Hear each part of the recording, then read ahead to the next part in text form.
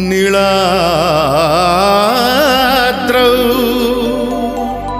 शङ्खमध्ये शतदलकमले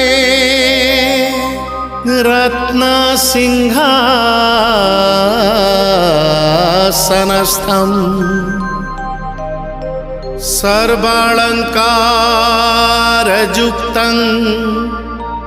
नवघनरुचिरं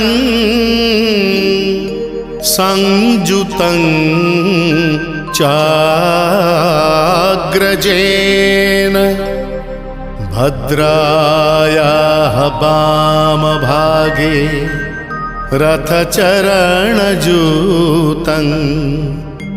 ब्रह्मरुद्रेन्द्रवन्द्यं वेदानां